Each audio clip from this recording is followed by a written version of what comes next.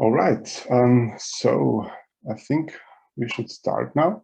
So once again, welcome to everyone to the Data2Connect webinar for presenting our little GIS tool. Before we start, I want to draw your attention once again to the introduction slide here. Please be aware that this webinar will be recorded.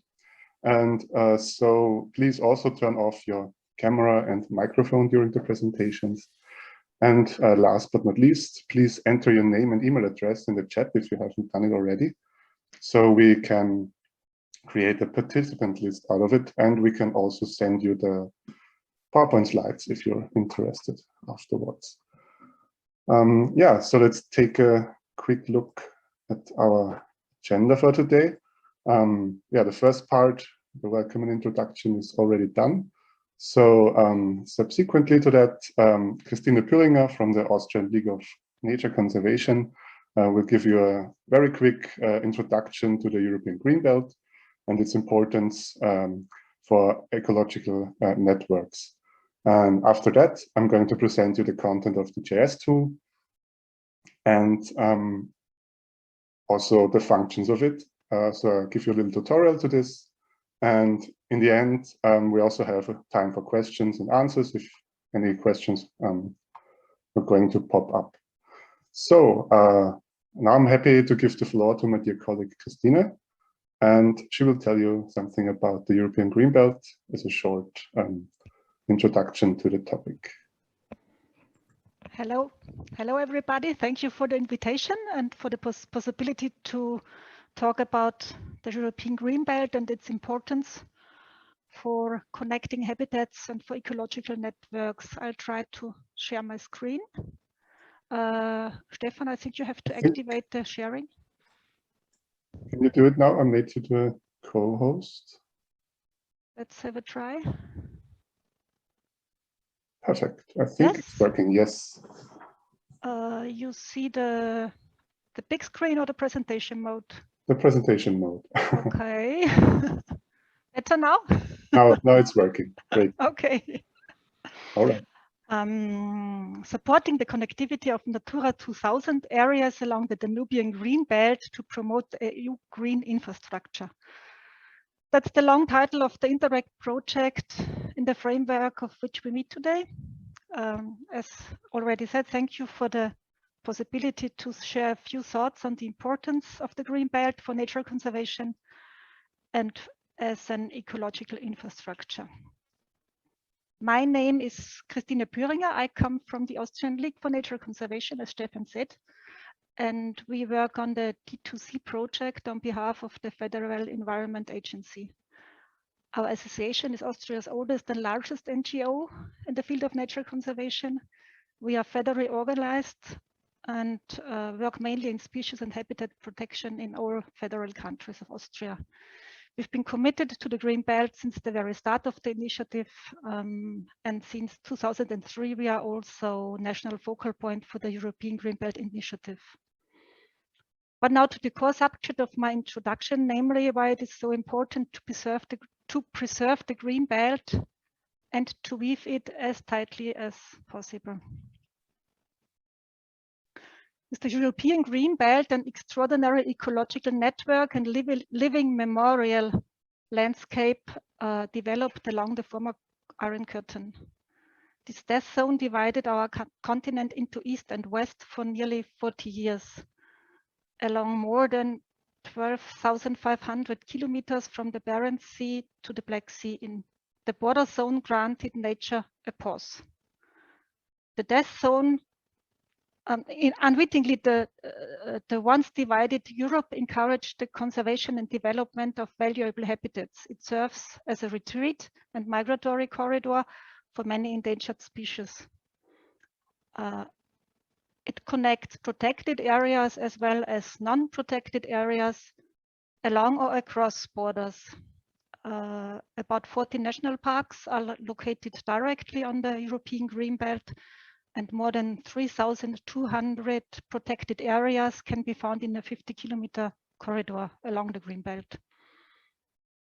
you find the unique landscapes with a variety of rare and endangered species remaining preserved in the remoteness of Iron Curtain. In Austria, the green belt has many faces. Here also protected areas line up like a string of pearls connected by more or less natural areas. Pictures of some of them you find on the right side. For example, one of the wetlands around the River Malch, it's part of the pilot region 1 in the current Interreg project. In Austria, about 1/3 of the green belt area is protected, 23% as Natura 2000. So today the green belt forms a backbone of the European pan-European ecological network and provides significant contribution to an urgently needed green infrastructure. The international importance of the green belt is also underlined by several acknowledgements and appreciations on European and international level. In the frame of its strategy for an EU-wide green infrastructure, the Commission defined the green belt as EU-level GI project and requested to further develop it as a basis for this infrastructure and to secure its important ecosystem services by creating ecological corridors and interlinkages between protected areas, especially Natura 2000. That's exactly what we do with the D2 Connect now.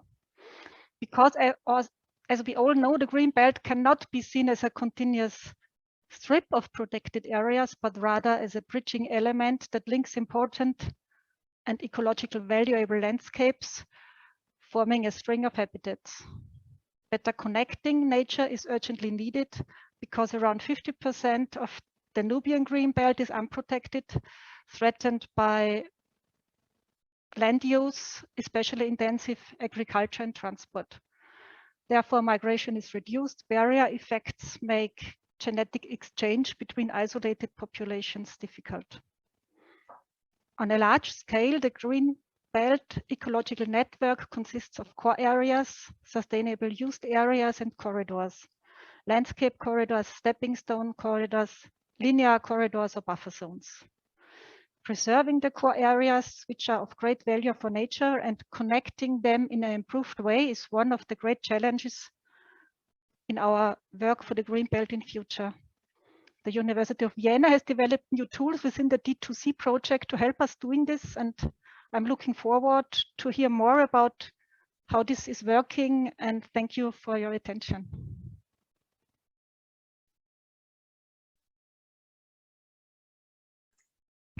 Thank you very much, Christina, for that nice overview.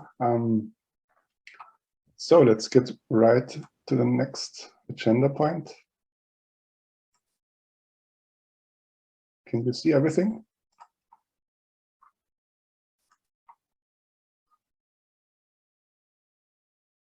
I hope so. Yeah, let's get to our user-friendly GIS tool.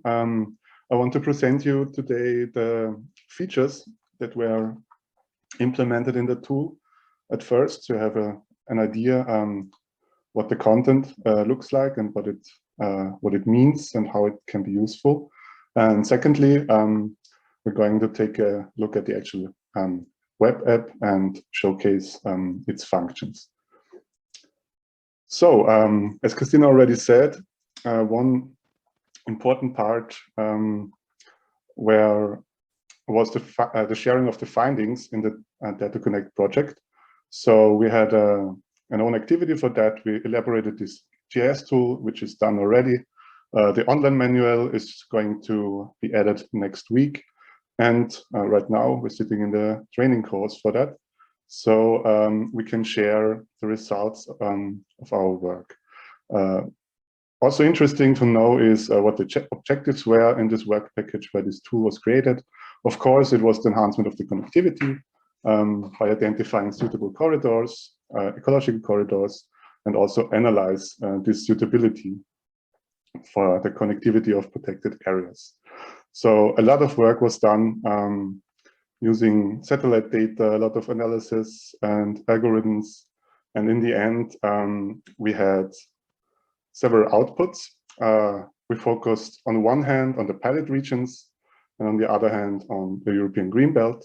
For the pilot regions, for 4 of our 6 pilot regions, we used the Sentinel-2 satellite data, and to get data for the entire Greenbelt in between and for the whole Danube region, we used the UNIS habitat classification as a data source, which has a resolution of 100 meters, and the Sentinel data for the pilot regions was much more detailed with a resolution of 10 meters.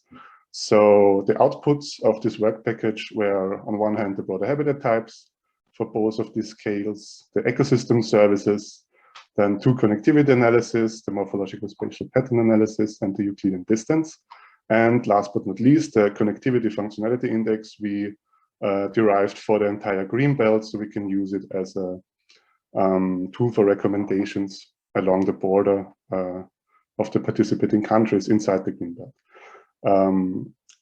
And to give you a little overview what these results mean, first we go to the basis of the rest of the analyses, the broader habitat types.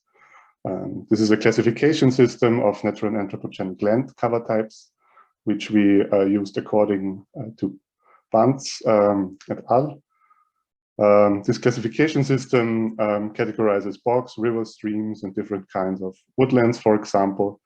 And we elaborated for 4 of the 6 pilot regions with the Sentinel data, as I said, and for the whole European Greenbelt with the UNIS data on the other hand.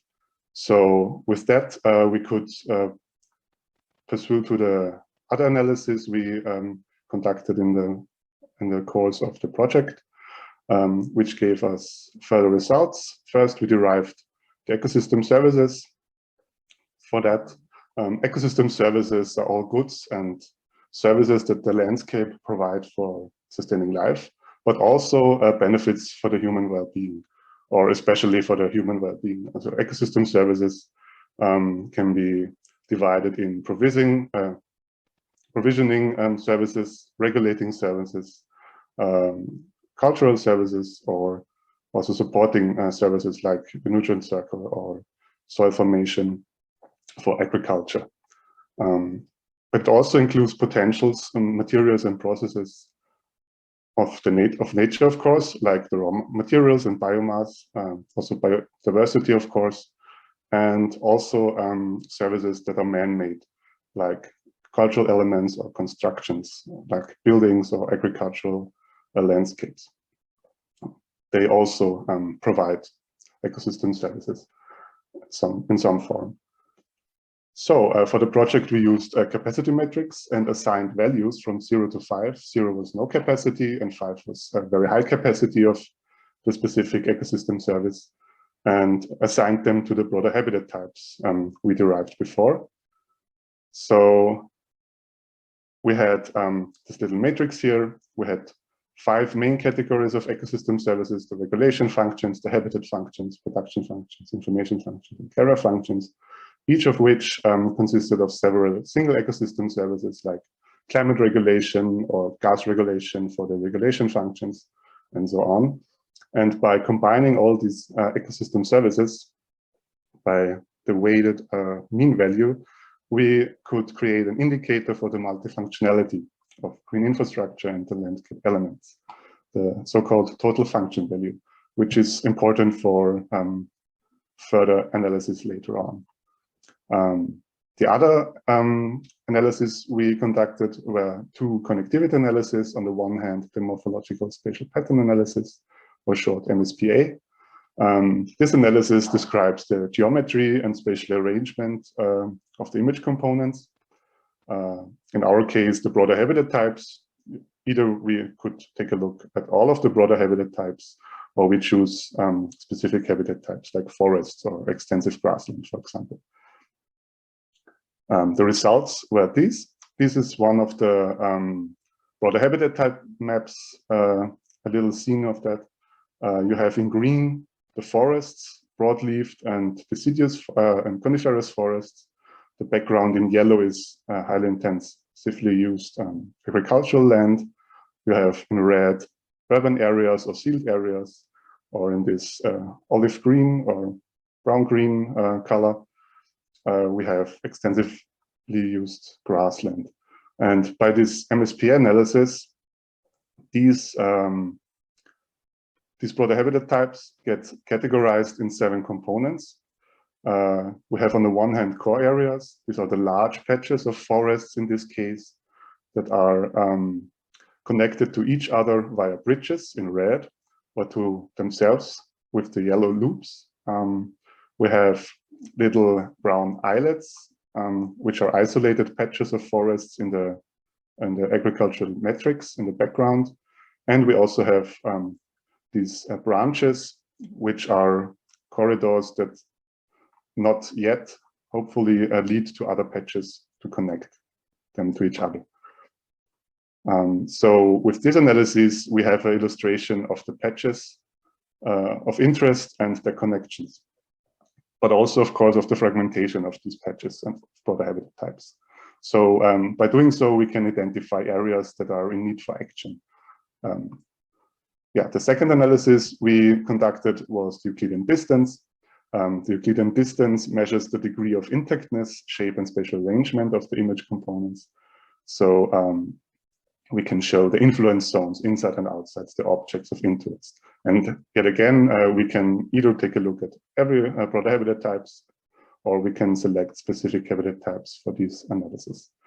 And having as example the palette region 1, the broader habitat types of palette region 1, we can take a look at the forest once again.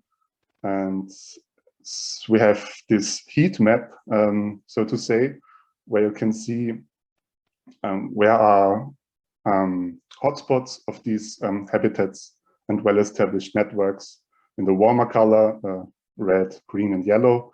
And we also can highlight the cold spots or highly fragmented areas, like in this agricultural, very intensively used area in the northwest and northeast, in the cooler colors like blue or violet. And last but not least, we come to the connectivity functionality index, where we combined the two analyses before, the indices of functionality and connectivity. So we took the total function value from the ESS analysis and the MSPA values from the connectivity analysis to create the CFI, which therefore is an indicator for areas with high potential as multifunctional corridors between the protected areas. And with this indicator, we can highlight elements of high functional value and also connecting importance. And by doing so, in the end, we could designate several areas of action between these protected areas. We differentiated between two areas of action. We had the ones to safeguard, where the focus should be laid on preserving the existing green infrastructure and prevent habitat loss. And we have the restore areas, where we have to reinstall and restore functional elements or existing habitats. I have a little example for that. Like it's nearby the palette region 1 again. We have here many green patches, which means there are a lot of green infrastructure, a lot of habitats that can be used as connecting way to between the protected areas. And you have here, on the other hand, a restore area where you can see barely these green spots with potential corridors. So with this connectivity functionality index, we have this political recommendation tool to set priorities which actions are needed. And yeah, these are our results. And let's get into our web tools so we can take a closer look at them. I hope this works. It works. All right. So at first, we have this little welcoming screen, where is the node to our info button with a little more information, and also the manual will be added there later. As you can see, we have here the Danube region, our project area. Through this project palette Danube region goes the European Green Belt with a 25-kilometer buffer along its border. And along that, we have our 6 pilot regions, pilot region 1, 2, 3, 4, 5, and 6, if I'm correct. Yeah, and like in every other web map, you can, of course, zoom in and out with this function over there. You can locate your position with this coordinate function over here, if you're interested in that. We can also, wait a second, I have to shift my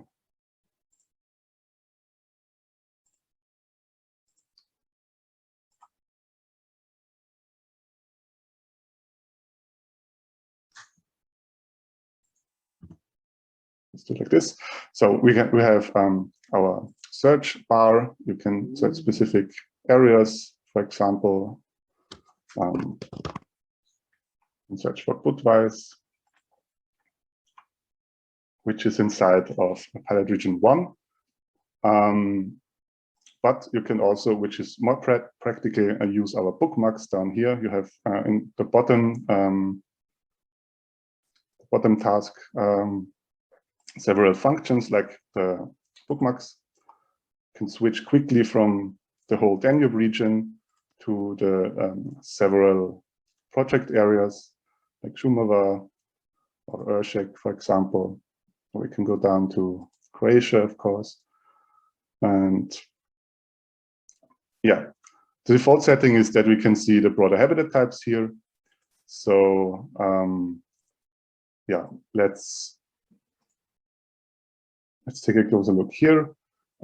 We can also change, of course, the results that are shown here with the layer lists. We have layer lists for the entire European Green Belt, and for our 4 project pilot regions, we conducted our analysis for. So in this case, we need our Virovitica layers, and we can switch, for example, to the Euclidean distance for the broadleaf forests and coniferous forests. Or for example, the MSPA for the same habitats. We can also show all of the ecosystem services I mentioned before, like the total function value as a whole, or the regulation functions, the main functions of the regulation functions. We can also zoom in, of course, and take a closer look with my remote. All right. Looks like I got some remote desktop issues.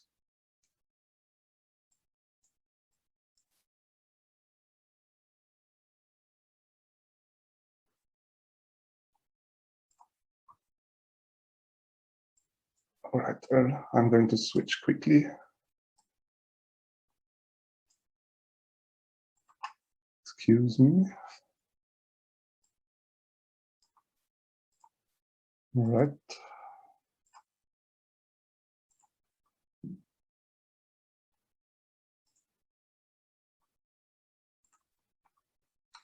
Here we go again. It should work better. Yeah, sorry for that. Let's get back to Virovitica. So, as I said, we can switch between all the layers we had. We can also take a closer look at a single ecosystem services like water regulation, which is especially interesting for the Drava River region. Yeah, we also have our Danube region as a whole.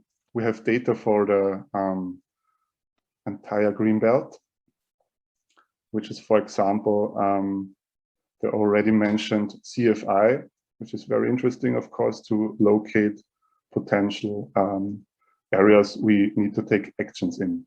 So you can take a closer look at that. You can also see the areas of action here, which can be blended out, of course, too. So yeah, we also have the legend, where we can see all our layers and what is shown right now. For example, the connectivity functionality index. If we zoom in here, you can see the green values represent the high and good potential as multifunctional corridor, and the red ones are the one with no potential. So yeah, same goes for the habitat types for the entire green belt, which is due to the data source 100 times 100 meter resolution. So yeah, we have this for the entire green belt as well, and I can use it for identifying areas of interest for further measures, for example, or management plans. Yeah, we also have, I forgot that, we have a little overview map right here. And yeah, that's pretty much it with the functions. We have the legend, as I said, we have several layer lists that can be switched on and off, our bookmarks for navigating quickly through the entire thing. And we also have, let's take the MSPA here, for example. All right. And we also have, of course, which is interesting for using the maps further for other projects or maybe stakeholders and so on.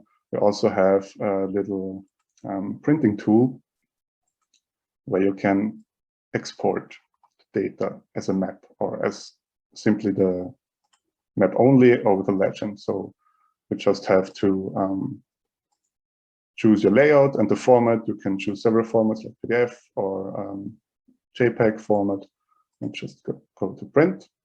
You can also name it,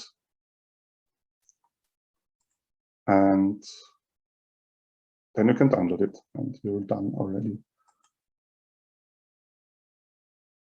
And it prints the current map view you chose. We can also do that with, we can zoom a little bit in to have a better detail, maybe to the March region, Christina already mentioned before, which is this area here, this Natura 2000 area. So let's change the base map gallery. Oh, I forgot about that. We have the base map gallery. We have several base maps we can choose from, like, for example, simply satellite data. And yeah, let's zoom in there to this little town.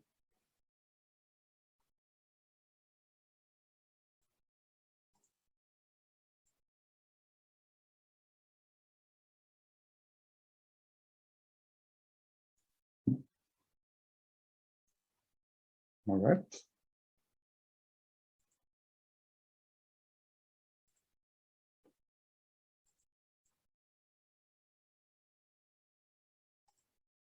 And let's use the landscape mode in A4 and try that so you can see the legend as well.